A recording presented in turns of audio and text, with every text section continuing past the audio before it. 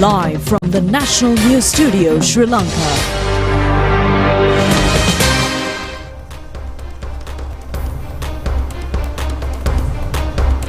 Good evening and a warm welcome to the 9 p.m. news bulletin of the most prestigious channel in Sri Lanka. Bringing you your top stories for tonight. I am Lakshita Indrisinghe. And I'm Dilanjali Ananda, and these are your headlines for tonight.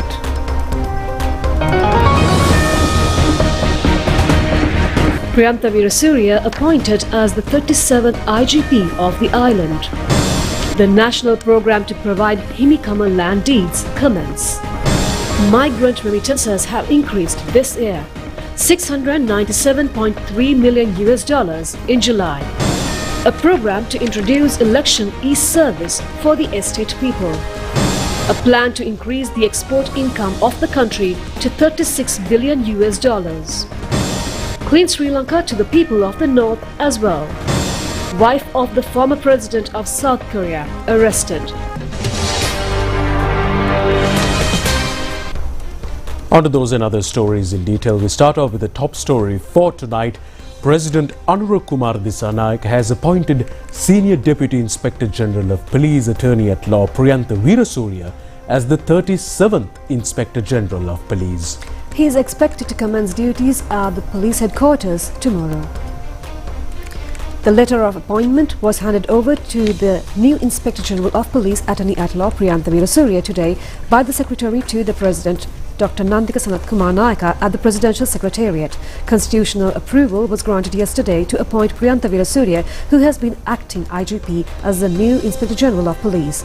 Priyantha Veerasurya, who entered the Sri Lanka Police in 1988 during his studies as a junior post, was selected as a Sub-Inspector of Police in 1992.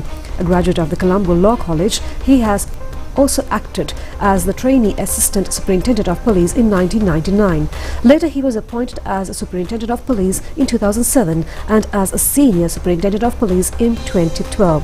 He was appointed the Deputy Inspector General of Police in 2016 and was also promoted as the Senior Deputy Inspector General of Police in 2020.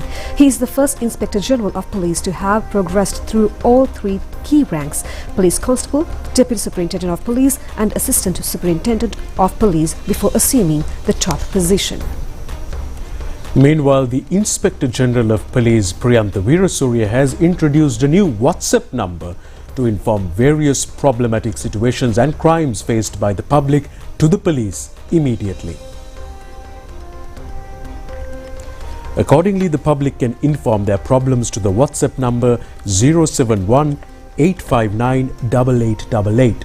Short messages, video footage and photographs also can be directly forwarded to the IGP through this number. The police headquarters informs that, however, telephone calls cannot be connected via this number. Police officials also can inform their problems and information through this WhatsApp number. The second meeting of the Export Development Council of Ministers was held yesterday under the patronage of President Anura Kumar Dissanayake at the Presidential Secretariat. The discussions focused on reviewing the decisions taken at the previous meeting, addressing challenges and achieving the government's target of increasing export earnings to $36 billion by 2030 and identifying potential solutions and considering related proposals. The President's attention was drawn to several vital aspects related to the development of the export sector, including the advancement of the gem and jewellery industry, the installation of a new scanning machine to improve custom efficiency and pharmaceutical export industry, poultry meat exports, the development of tea exports, spice exports, the export hub concept, the development of the Trincomalee port and the promotion of export-related investments, the supply of raw material to the electronic export sector, entering into new tariff agreements and matters related to tariff structures.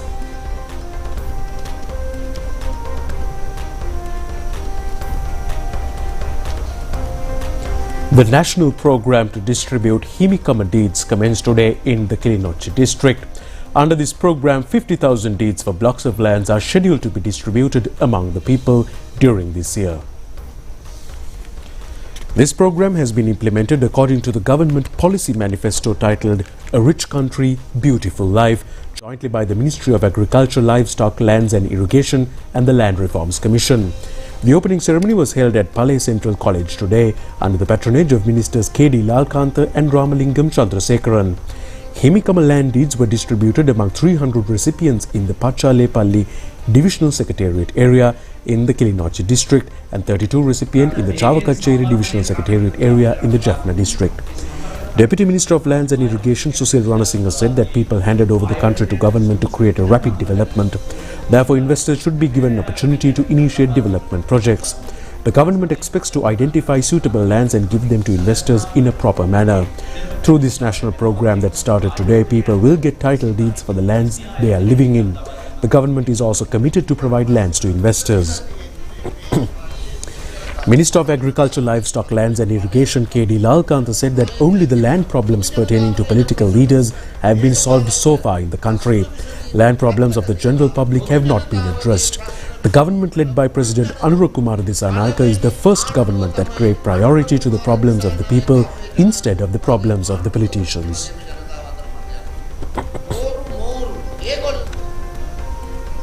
Popularizing of Clean Sri Lanka initiative among the public in the north commenced today in line with the annual Thair festival of the Kandasamy Kovil in Nallur.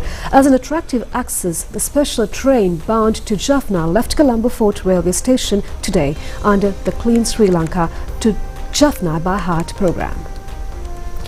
This will be effective for a period of 1 week from today. This promotion train leaves Colombo Fort at 6:40 a.m. each day. The opening ceremony was held at the Colombo Fort railway station this morning.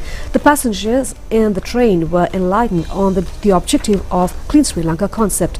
The aim of this awareness program is to promote ethical values and motivate the people for an attitudinal change. The opening ceremony was graced by Senior Additional Secretary to the President Russell Aponso and Head of Clean Sri Lanka Secretariat, Additional Secretary to the President SPC Sugishwara, officials of the Railway Department and the initiative that sponsored this program were also present at this occasion. The train titled To Jaffna by Heart that left Fort railway station this morning arrived in Jaffna this evening. A special program has been organized at the Jaffna railway station to welcome this train. The government says that remittances of migrant workers have increased this year.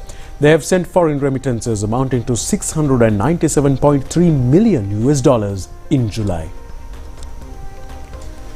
This is the highest amount of remittances of migrant workers recorded within the period of past 6 months this year. This is a 19.5% growth when compared to the foreign remittances sent during the same period last year. The country has received a total of $4.43 billion as foreign remittances during the past period this year so far. 173,189 Sri Lankans are engaging in foreign employment at present. Out of them, 106,229 workers are males, while there are 66,960 female workers. The government expects a total of $7 billion foreign remittances during this year. Chairman of the Foreign Employment Bureau, Koshala Wickramasinghe, says 300,000 more Sri Lankans are expected to seek foreign jobs this year. He added that the Bureau has taken a number of measures to direct skilled workers to foreign employment. According to the MOUs signed by the Sri Lankan government, many Sri Lankan workers are to be directed to job opportunities in Japan, South Korea and Israel. Former Deputy Director of Prison Health Services Dr. Hemantha Ranasinghe has been arrested over an incident of obtaining a bribe from a prison inmate in 2024. He was taken into custody today at his residence in Pitakotte. A prison inmate had been admitted to Valikada Prison Hospital due to an illness and had treatments for some days. To further continue his treatments in prison hospital, the suspect had demanded a sum of 1.5 million rupees from the said inmate. Later, he had obtained 300,000 rupees as a bribe. Under this allegation, the suspect was arrested today by the investigation officials of the Bribery Commission. He was produced before the Colombo Magistrate Court and ordered to be remanded until the 19th of this month. Former Minister P.S. Senagamage arrived at the Police Financial Crime Division this morning under an information made by the Crime Division. He left the office after giving a statement for over a period of 7 hours. Minister of Buddha Sasana, Religious and Cultural Affairs Dr. Hiniduma Sunil Senavi says that the allegation by certain groups that the proposed new constitution has challenged Buddhism has been aimed at sabotaging the successful process being implemented by the government. The minister made this observation at a media briefing held in Kandy today. The minister discussed matters pertaining to an amendment of the 41st and 42nd sections of the Viharagam and Devalagam related ordinance with the most venerable Mahanayakatheras of Malvathu and Asgiri chapters. The minister pointed out that the amendments have been completed and it has been forwarded to the legal draftsman department by now. He added that there is a possibility of presenting the same in the parliament soon. Minister Dr. Hiniduma Sunil Senavi said that the section 42 for Buddhism relates to various behaviors and conducts of members of the Buddhist clergy and that it delegates authority to the chief prelates and relevant nikayas to oversee these matters. He emphasized that all such actions should take place in accordance with religious traditions and under the guidance of the senior leaders of the respective nikayas. The minister further asserted that there was no wrongdoing in this process and dismissed the opposition's claim that the government was attempting to divide the nation and the Buddhist religion as entirely false. The minister said that the government was acting in full unity and transparency with no divisions and that they were working together as one team for the development of the country. He added that the people were observing the actions closely and the government's conduct would speak for itself. Now, all of us would like to live in a beautiful country. In order to do so, the protection of the beauty of the country has to be the responsibility of everyone.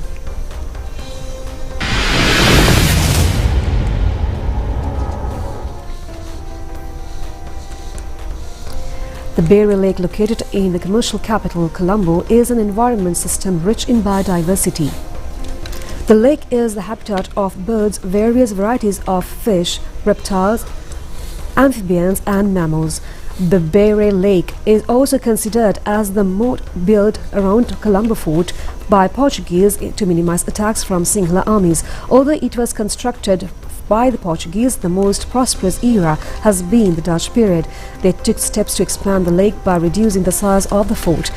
At a later stage, the British who captured the fort called this area as Peta. The Dutch constructed an efficient canal transport system in the Colombo city based on the Bere Lake. With the speedy development of the country, the beautiful lake was gradually polluted. While hearing the name Bere Lake, the unbearable stinking smell comes to the mind of many. The cleaning project conducted at present, the situation is being changed gradually. It is a matter of regret that heaps of garbage are kept around this area, which directly influence the economy of the country. The accumulation of garbage at this place, which is considered as a spot to control floods in Colombo city, is a valid reason for a number of problems. Although the government takes steps to clean the Bere Lake area, the responsibility of the public to maintain cleanliness is neglected. Heaps of broken bricks, polythene, various empty cans, glass bottles and other waste is being dumped at this place, although it is the responsibility of the municipality to remove them. If we truly aspire for a developed country, our attitudes have to be changed to achieve this purpose. Now, President Andrew Kumara Dissanayake met with the Australian High Commissioner to Sri Lanka, Paul Stephens, at the Presidential Secretariat yesterday. Extending his best wishes as Paul Stephens prepares to conclude his term in Sri Lanka, the President expressed appreciation for the High Commissioner's support during and after the country's recent economic crisis. He also commended Mr. Stephens' efforts to strengthen bilateral ties, noting the visits of several Australian diplomats to Sri Lanka during his tenure. High Commissioner Stephens reaffirmed Australia's commitment to supporting Sri Lanka's development, particularly in the areas of tourism, education and vocational training. President Andrew Kumara Dissanayake also met with the Canadian High Commissioner to Sri Lanka, Eric Walsh, at the Presidential Secretariat yesterday. Extending his best wishes as Eric Walsh prepares to conclude his term in Sri Lanka, the President acknowledged Canada's significant Sri Lankan diaspora and expressed appreciation for Canada's assistance during the recent economic crisis. He also commended Canada's support in promoting the country's human rights and reconciliation efforts, expressing hope for continued cooperation in these areas. A cordial meeting took place between President Andrew Kumara Dissanayake and the Malaysian High Commissioner to Sri Lanka, Baldli Hisham bin Adam at the Presidential Secretariat yesterday. Both parties focused on further strengthening the close ties between Sri Lanka and Malaysia. The Malaysian High Commissioner expressed his country's readiness to share its recent achievements and expertise with Sri Lanka, particularly in the fields of tourism, trade and education. Secretary to the President Dr. Nandika Sanathkumar Naika and Senior Additional Secretary to the President Roshan Gamage were also in attendance. The project management unit of the Sri Lanka of the Rupavahini Telecast digitalization project commenced, taking Sri Lanka Rupavahini television communication to a new era. The television digitalization project involves several government institutions including Ministry of Health and Mass Media, Ministry of Digital Economy, Sri Lanka Rupavahini Corporation, Sri Lanka Broadcasting Corporation and the Independent Television Network. A new staff has been allocated to conduct the activities of the project. Distribution of appointments to the new staff members of this unit and launching of the new website www.dttb.gov.lk commenced at the new building in the Sri Lanka Broadcasting Corporation premises recently. Deputy Ministers Dr. Hansaka Vijayamuni Rangavir Ratna and officials of the relevant government institutions took part at the ceremony.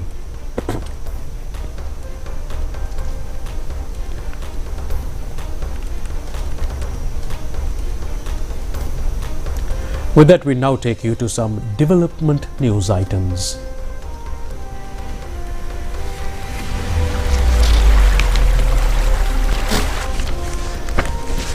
Wari Mahima project implemented by the Agrarian Development Department commenced at the Kobegani area in Kurunegala recently. Under this program, irrigational tanks, bunds and canals of the area are to be reconstructed. At first, overflow gate of the Welputuweva tank will be renovated at a cost of 17 million rupees.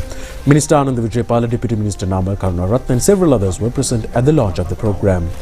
Deputy Minister of Agriculture and Irrigation Namal Karunaratne stated that they plan to rehabilitate approximately 400 reservoirs in the district in the coming year.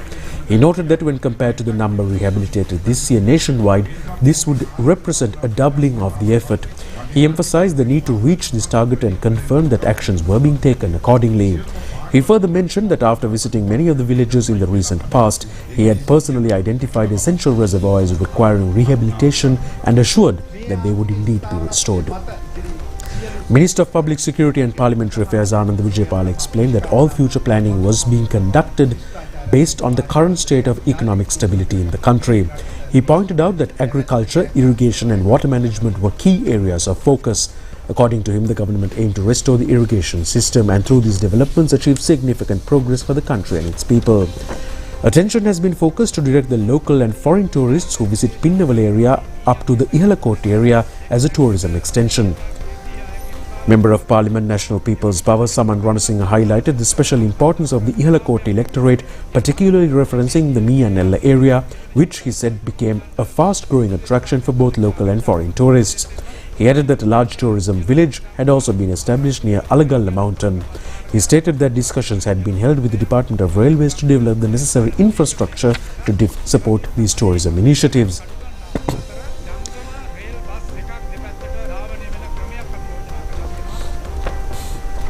Deputy Minister Prasanna Gunasena inspected the construction of the bridge that connects Navla to Angampitiya today.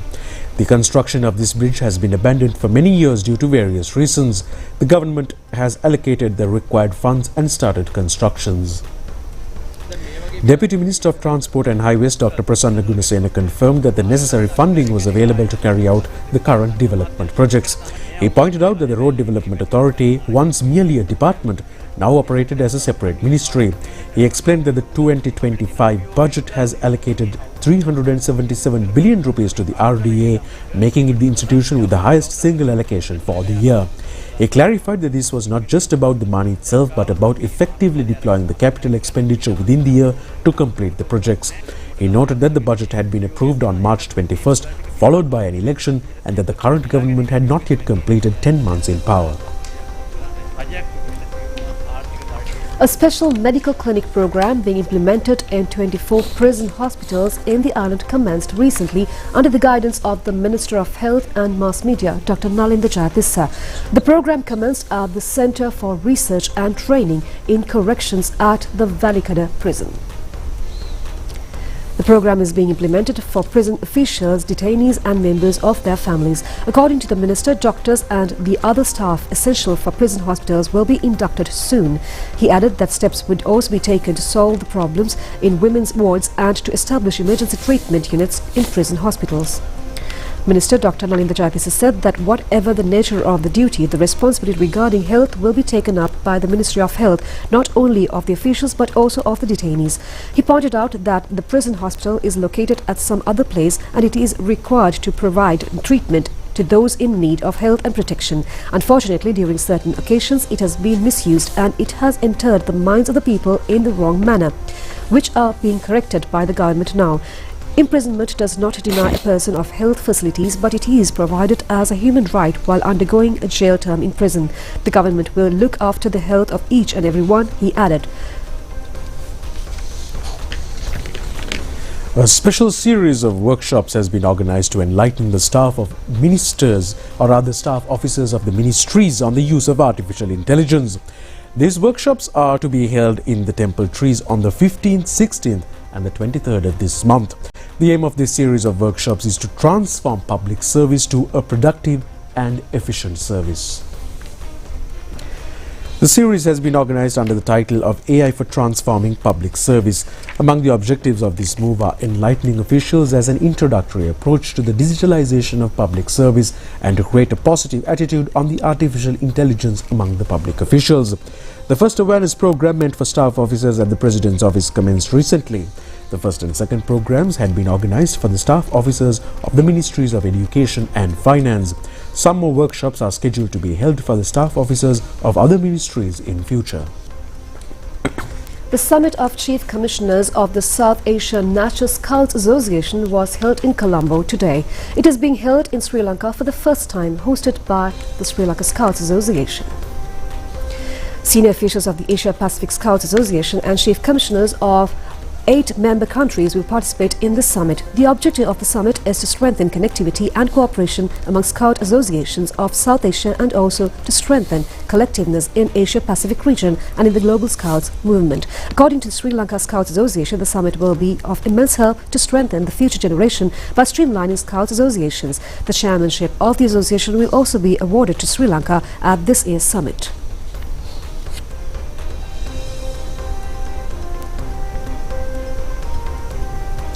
The inaugural ceremony of the 5th stage of this Rupavahini dubbing course conducted by the Research and Training Unit of the Sri Lanka Rupavahini Corporation was held recently. The ceremony was held with the participation of Director General Manoja Nadeshana Amarasinghe and the senior management of the corporation. The 6-month course has been registered under the Tertiary and Vocational Education Commission with the objective of creating trained professionals for the media. The course is being conducted by the Research and Training Unit of the Sri Lanka Rupavahini Corporation. We have more news from home in brief. A program to introduce e-election service to the estate people was held today at the Hatton Dick Oya Urban Council Hall under the leadership of Election Commissioner General Saman Sri Ratnayaka. Youth of estate areas, civil activists and Grama Seva officers participated in this event. Since the number of registered votes is less in the Nuwara district, the aim of this program is to register the names of estate people in the voters register online through smart mobile phones.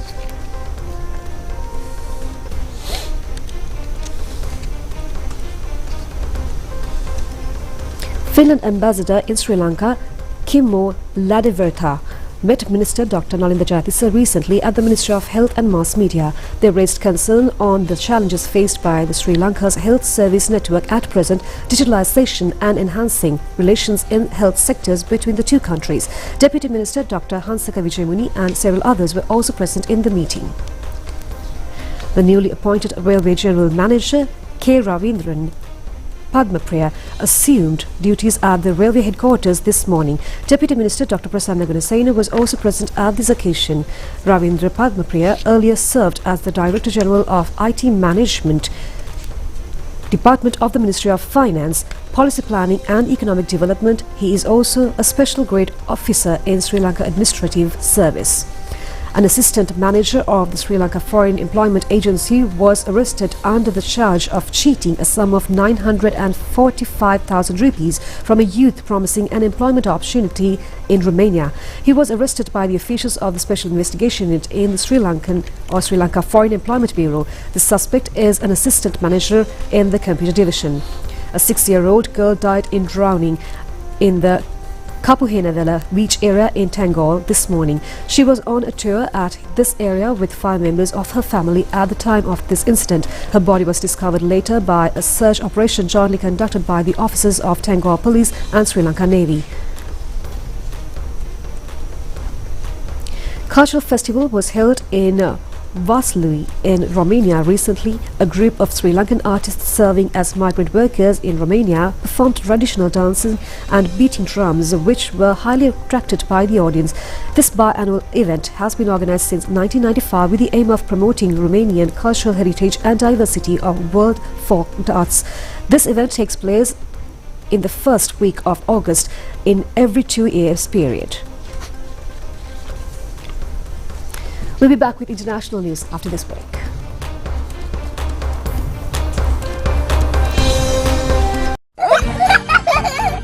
Dual, did you brush your teeth? Yes, ma'am. E. Puta, is your school bag ready? Yes, ma'am. Ready. Did you lock the gate? Yes. Did you all check for dengue mosquito breeding places? Yes. Then good night. Good night. Exactly. Every day, everybody. Focus for dengue control.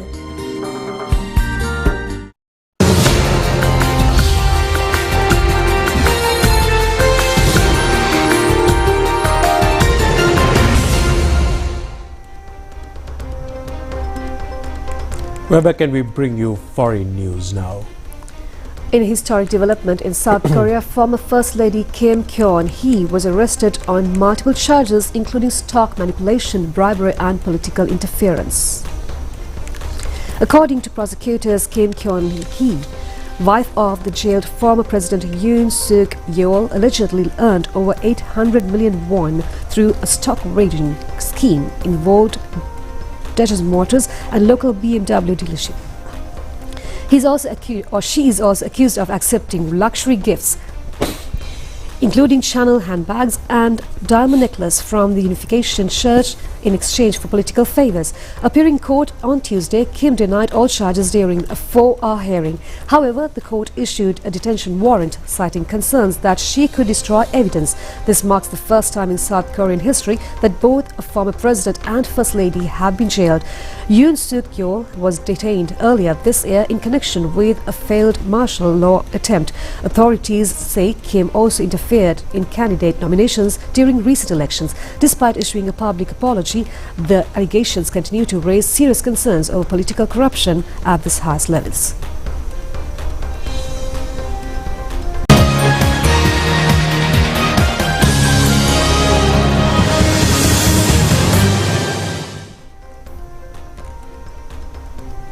And in sports news, Armand Duplantis of Sweden has set a new world record in the pole vault for the 13th time at the Hungarian Grand Prix Championship.